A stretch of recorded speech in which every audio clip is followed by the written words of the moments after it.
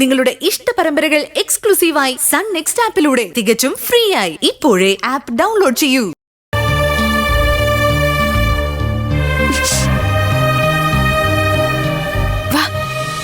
ഒരു 2-3 ദിവസം കൊണ്ട് ക്ഷമിക്കണം സാർ.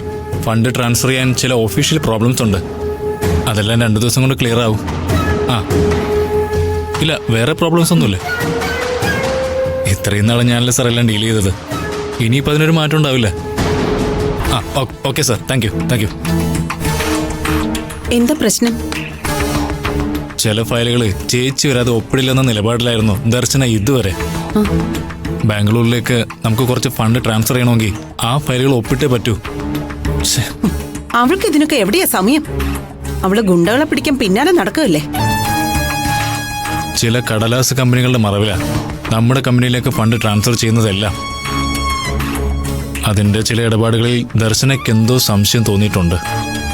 അതുകൊണ്ട് ആ ഫയൽ മാറ്റിവെച്ചിരിക്കുന്നത്. എത്രയും പെട്ടെന്ന് കുറച്ച് ഫണ്ട് നമ്മുടെ കമ്പനിയിലേക്ക് ട്രാൻസ്ഫർ ചെയ്തേ പറ്റൂ. അവിടെ കുറച്ച് പണികൾ കൂടി ബാക്കിയുണ്ട്. ഒരു 2 കോടി രൂപ എമർജൻസി ആയിട്ട് ട്രാൻസ്ഫർ ചെയ്യണം. എങ്കിലേ കാര്യങ്ങൾക്ക് ഭംഗിയായിട്ട് നടക്കൂ. ബാംഗ്ലൂരിലെ നമ്മുടെ കാര്യങ്ങള് ഒരു കാരണവശാലും മുടങ്ങരുത്. പിന്നെ എത്രയും വേഗം അങ്ങോട്ട് മാറാനുള്ള കാര്യങ്ങൾ റെഡിയാക്കണം.